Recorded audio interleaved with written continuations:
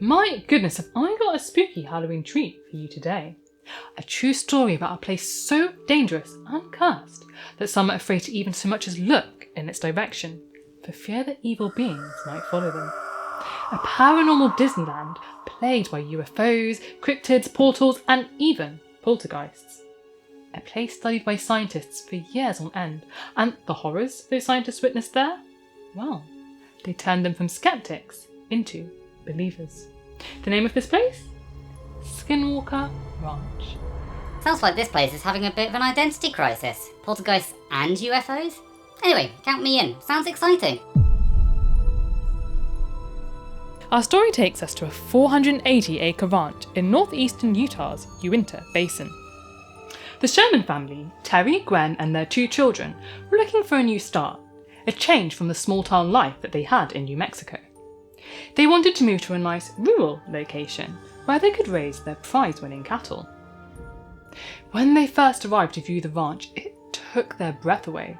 The beauty of the landscape was truly unparalleled, with cottonwood trees, Russian olives, wonderfully green pastures and a sparkling creek. They explored the land for a while, taking in the wonderful sights. As they did, they noticed some unusual circular indentations in the grass, but they didn't think too much of it. Eventually, the Shermans made their way into the small ranch house, their potential new home. It had clearly been abandoned for quite some time. Everything was thick with dust and cobwebs, the wallpaper was peeling off the walls, and the floor was absolutely littered with garbage. Terry noticed that every single door had heavy-duty deadbolts on both sides, and the windows, well, they were barred and bolted too. Strange, he thought. What were the previous owners so scared of? Were they trying to keep something out, or perhaps tried to keep something locked inside? Gwen noticed huge posts with chains at either end of the house. Must have been for guard dogs, she thought. Not too unusual. I mean, the ranch was quite secluded, so you definitely need some kind of protection. As the sunlight streamed in through the windows, Terry visualised what the ranch could be. He saw its true potential. With some hard work, it could certainly be brought up to scratch. It would be the perfect place for his family and his burgeoning cattle business. Terry couldn't believe the price that the previous owners, the Myers, were asking for it. They were practically giving it away. It was almost as if they couldn't wait to be rid of it, and Terry would gladly take it off their hands. The Myers did have a condition though. They would only sell the property if the Shermans agreed to not dig on the land without letting them know first. Terry thought that this was an odd request, but it was a small inconvenience in the grand scheme of things, and so he agreed. Oh, so many red flags. Nope, I definitely would not be buying that ranch. Yep, Gagi, I totally agree. The bolts, the barred windows, and the circles are all very weird. But the no digging may be something to do with mineral rights. I don't know. Anyway, the Shermans would return to the ranch in the autumn of 1994. Now, its proud owners. They felt like the luckiest people alive. They'd gotten the place for such a steal. The ranch had so much potential, and they were just in awe of the beauty that surrounded them. It wasn't long, though, before that awe was replaced with a feeling of unease. Nothing could prepare the family for the terrifying events that would soon unfold. With the help of Terry's dad, they arrived with 2 trucks filled with all their possessions. As Terry was unloading a box of one of the trucks, he saw an animal in the distance bounding towards him. What is that? He thought to himself. It was big, too big to be a coyote. He paused and put the box down on the ground. Gwen came and stood next to him, her eyes too transfixed on the approaching animal. A big wolf maybe? She asked. As the beast drew closer, Terry realised that it was at least 3 times larger than any wolf he'd seen before, but perhaps it was some kind of crossbreed. The animal gracefully weaved its way towards the Shermans in a series of S-turns, before stopping about 50 feet away from them. Its thick pelt was grey with flecks of silver, and its eyes were the most mesmerising shade of blue. It stood looking at the Shermans, its gaze peaceful, unthreatening. The air was filled with the creature's musky smell. It was overwhelming and slightly foul. The calves in a pen nearby caught the animal's scent. It made them uneasy. They edged towards the back of the enclosure and huddled together. One calf, however, was not afraid. It was a curious little thing, and it stuck its head out through the bars to get a better look at what was going on.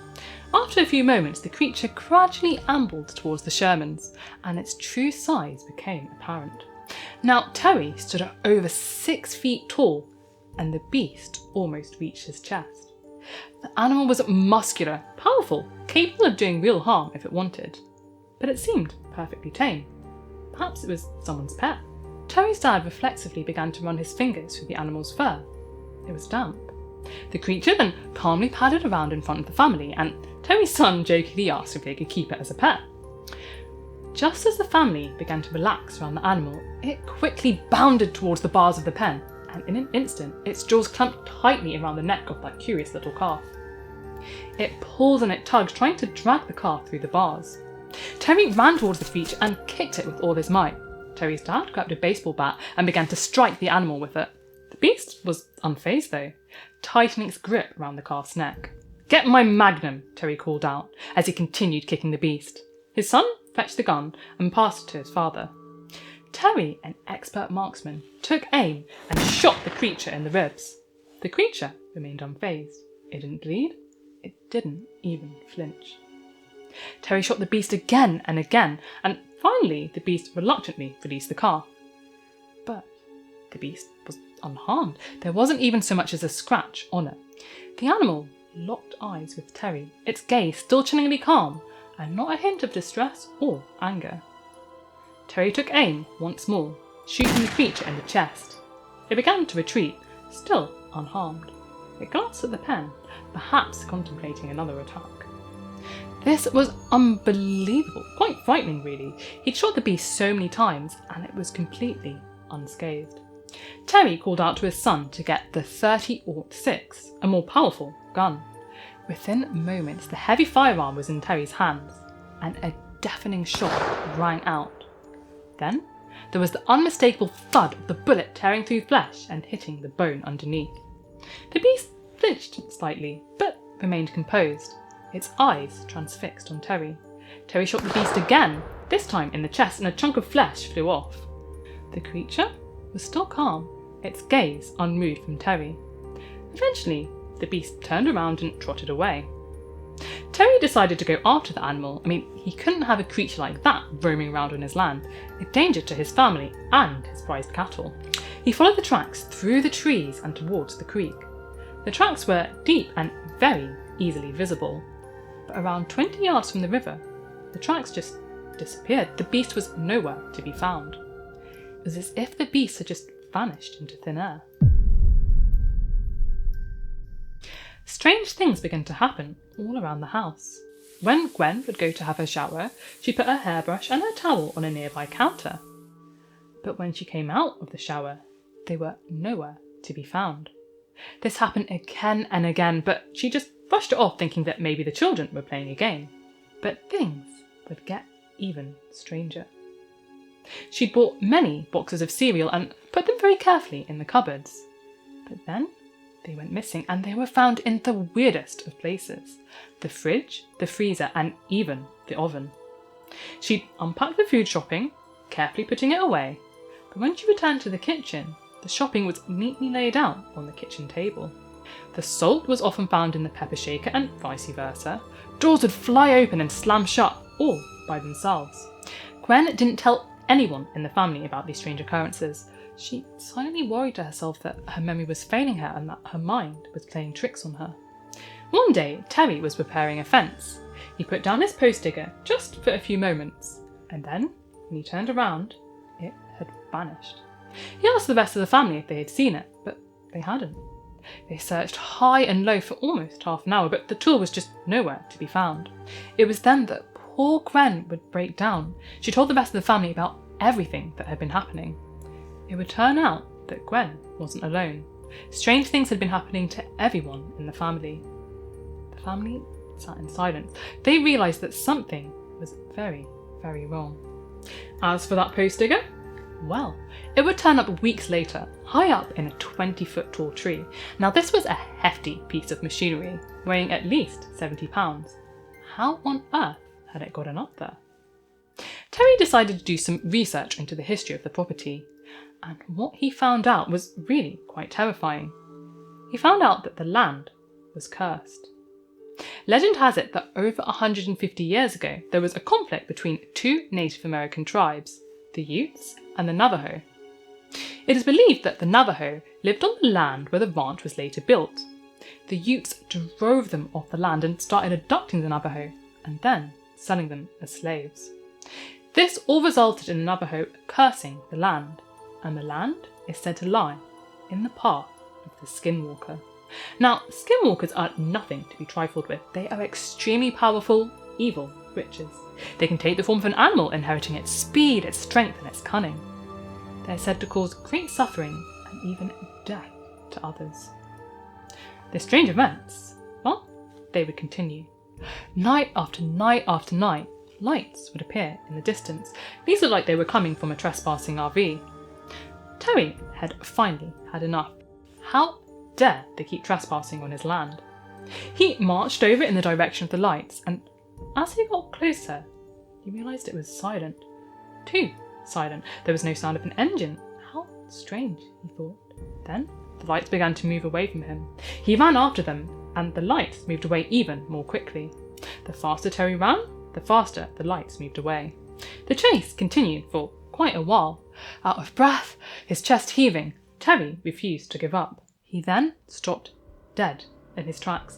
These weren't lights from an RV at all. The lights seemed to be passing over fences. They were now in the air. They climbed higher and higher until they reached the tops of the trees. Terry gasped.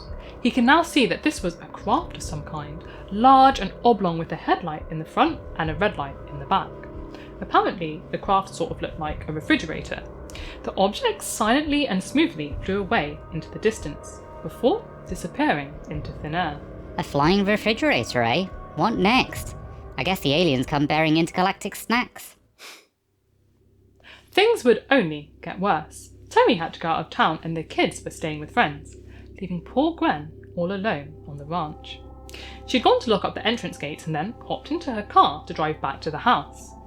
Her car was followed by a strange triangle craft, which then disappeared into the night. Oh, so a flying Dorito this time, I see. I told you they came bearing snacks. Gargi, shh, you're killing the atmosphere. Later that evening, Gwen would peek out the living room window, and to her horror, she saw a craft parked in a nearby field. It was no more than 200 yards from the window. Inside of the craft was brightly lit. She could make out a desk, and then a black-coloured figure came into view. It was wearing some kind of uniform with knee-high boots and a visor. It was huge, at least 7 foot tall. It then sat behind the desk, and after a while, the figure stood up and walked towards a light-filled doorway. A chill ran down Gwen's spine. She realised that the figure was staring right at her. She quickly closed the curtains and called Terry in an absolute panic. He cut his trip short and returned home the next morning. The two went to investigate the spot where the craft was, and what they saw would truly horrify them. Huge boot-shaped footprints, almost 18 inches long, and this is nearly double the average male foot size in the UK and the US. Orange orbs began to appear in the night sky, like a setting sun, probably quite beautiful. Terry used a scope to get a better look, and he couldn't believe what he was seeing. The orb was a portal, a doorway. For in the orb he could see another sky, a bright blue sky from a different time of day, or maybe from a different world. The orbs became a very frequent occurrence in the night sky, and sometimes crafts would fly in or out of them, perhaps traversing different times, or maybe different realities. Winter soon arrived. It was harsh with many snowstorms. During one of these storms, a breeding cow went missing. Terry searched for hours on end on horseback for the cow. Finally, he found some fresh tracks in the snow. He followed them, and the cow had clearly been running from something at full speed. But what could it have possibly been running from? Predators didn't usually hunt in a snowstorm. He continued to follow the tracks, but then they just stopped, vanished like the cow had been beamed up or had disappeared through a portal. 4 more cows would just vanish into thin air. And then something began killing the cows. Cows were found with their entire rear ends carved out with such surgical precision it was as if a scalpel had been used. Some had their ears removed and had circular holes cut into their eyelids. The animals' insides were sucked out so neatly and cleanly with not a drop of blood anywhere to be seen. Sometimes there was a pool of brown viscous liquid next to the cows with an awful chemical smell. It would quickly evaporate. Aliens! Definitely aliens. They love experimenting on cows. Clearly cows are very important. They know the truth and hold all the secrets of the universe. Clearly. Maybe us Earthlings should be researching cows more too. We should take a different approach to the aliens though. Pamper the cows and see if they'll spill the beans. Gargi's cow pampering retreats. Unlock the secrets of the universe, one moo at a time. We'll have all the cows and all the secrets. Wait, are you still recording? Anyway, the bizarre events really started to take a toll on the family. They couldn't sleep, the children's grades were falling, and Gwen was even struggling to concentrate at work. They'd lost several cows, each worth thousands of dollars. If this kept up, they'd be absolutely financially ruined. Then, to top it all off, news of the phenomena at the ranch started to spread, and people began to flock to the property in hopes of catching a glimpse of something otherworldly. Terry would of course turn these people away. But one hopeful visitor came with such an odd request that Terry couldn't help but oblige. The man wanted to meditate on the land. Terry watched as the man walked out into the middle of the pasture and began to meditate. There was then the sound of a cowbell coming from somewhere deep in the trees, and this was odd because none of Terry's animals wore cowbells. He heard the sound a few more times before catching a glimpse of something out of the corner of his eye, moving at great speed. It was heading straight towards the meditating man. It flickered in and out of view, almost pixelated, shimmering and translucent. It was like it was using some kind of camouflage technology. The meditator was blissfully unaware of what was happening. The creature then stopped just inches from the meditator and let out the most terrifying roar that reverberated throughout the entire ranch. The poor man leapt up screaming, beside himself with fear. The creature then darted off into the distance and disappeared. Next came the blue orbs. Now, these swiftly darted across the night sky, dimming the lights in the yard and the house as they passed. These normally kept their distance, but one night an orb came much closer than usual, and Gwen and Terry were able to get a better look. It was like it was made of glass. There was a substance swirling inside, and it made a crackling sound like static electricity. The hair on Gwen and Terry's necks began to stand on end, and then a feeling of pure dread washed over them. It was as if the orb was implanting them with intense negative emotions.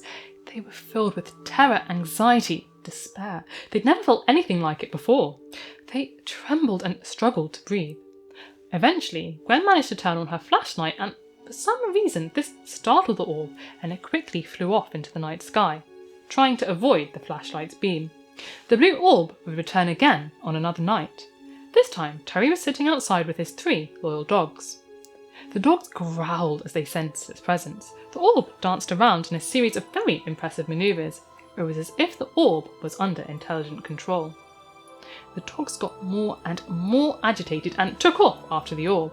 The dogs barked and leapt at it, trying to bite it, but the orb would move out of the way, just at the last moment.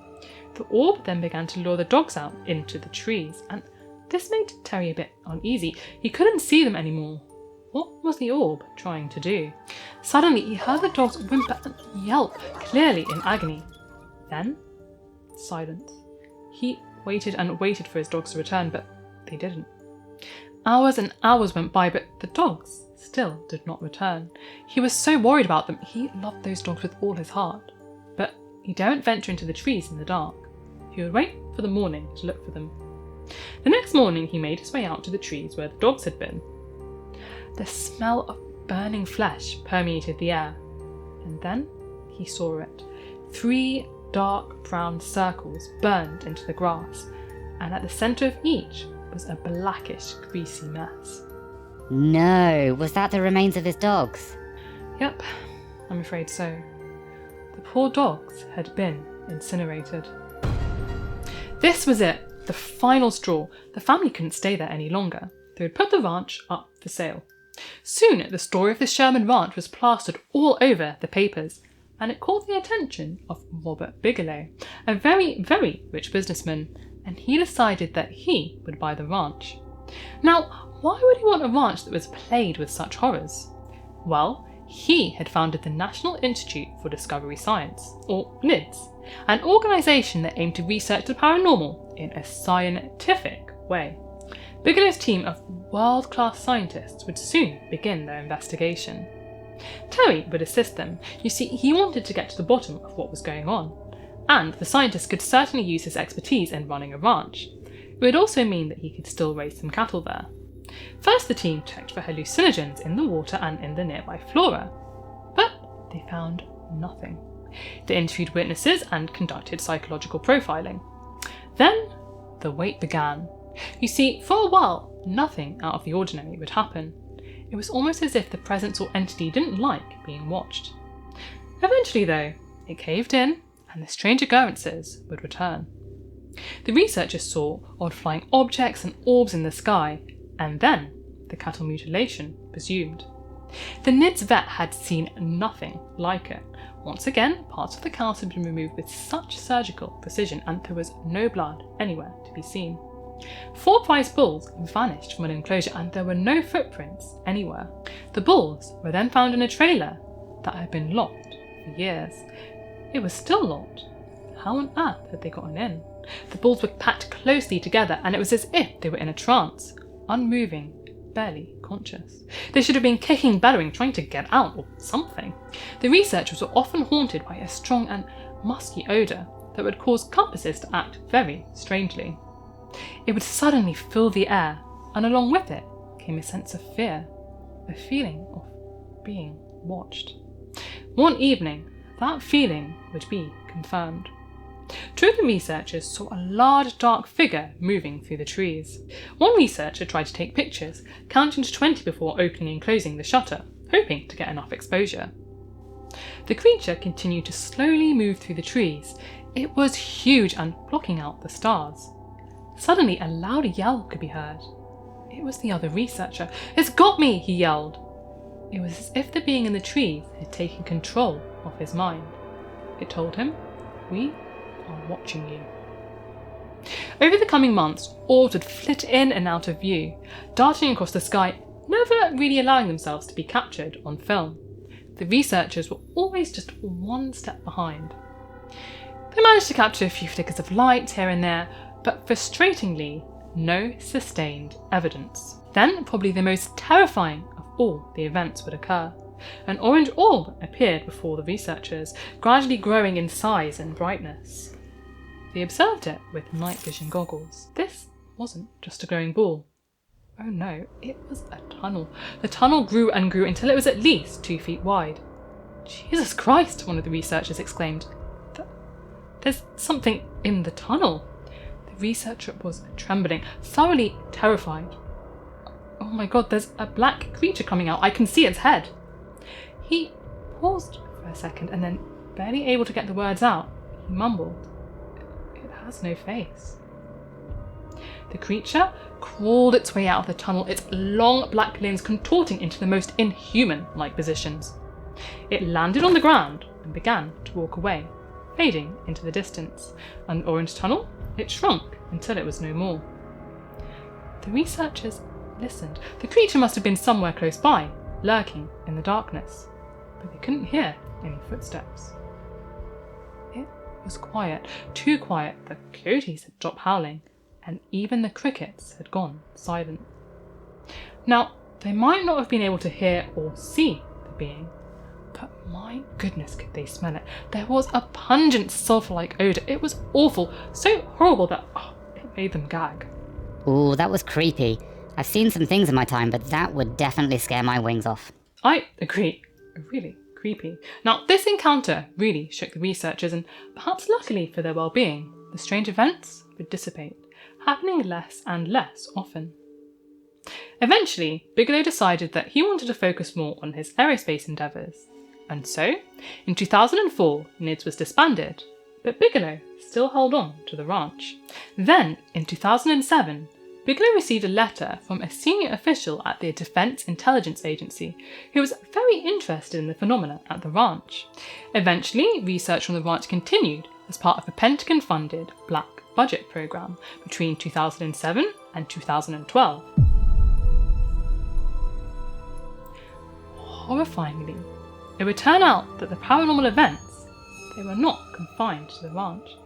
They would follow people home. The hitchhiker effect, it was called. Bigelow himself opened up and said that everybody took things home with them, even him. Researchers would see strange dogmen in their back gardens and orbs flying through their homes and their yards. Their homes were plagued with poltergeist activity. Wine bottles were just flung across the room, books were found in piles at the bottom of their stairs, and electronic devices just turned off and on, all by themselves. Black shadowy figures would stand outside their windows, watching them, or even standing over them as they slept. Some people suddenly got sick after close encounters with orbs at home or on the ranch.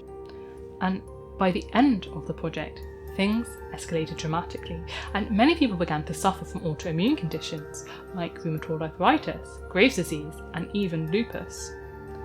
But most terrifying of all though, even if you yourself hadn't been to the ranch, you weren't safe. Like an infectious disease, the paranormal activity could spread to you if someone close to you was involved with the ranch. In 2016, Bigelow sold the ranch to another very rich businessman, Brandon Fugel. He was a skeptic and he brought in his own team of researchers to debunk the paranormal stories. Fugel wouldn't remain a skeptic for long though. Oh no, he would become, as he would go on to say, an experiencer. To this day, research on the ranch still continues. So what could be causing all these strange events? Well, some have suggested that it was all a hoax made up by the Shermans. Why? So that they could escape from a failing ranch that was an absolute financial disaster. Many of the occurrences were only seen by Terry, but then the NIDS researchers and Fugel's team were all witness to bizarre events too. There's now a television show though, so maybe that provides some incentive to keep up with the hoax. Who knows? Or perhaps it's all a collective delusion. Some have suggested tectonic strain theory, that the orbs are generated by the same geophysical processes that produce earthquakes. The NIDS team, however, didn't find any correlation with the strange events and recorded seismic activity. Some believe it's part of a military experiment to test out their new technology, such as unmanned combat aircrafts. The orbs seem to be under intelligent control. Camouflage techniques, remember that creature that was flickering in and out of view, and psychological warfare. Remember those blue orbs that inserted a feeling of dread. Some suggest that it's extraterrestrials, or that the land houses a doorway to another dimension. Whatever the case, hundreds and hundreds of paranormal events have been reported, not only on the ranch, but in the Uinta Basin as a whole. It's thought that these unexplained phenomena have been happening since at least the late 1700s, and today we're still very much in the dark. The mystery lives on. And who doesn't love a good mystery? I know I do. If you got something from this video, Gargi and I would really appreciate it if you liked and subscribed. Stay safe, be kind to cows, they hold the secrets of the universe, and I hope you have a magnificent day.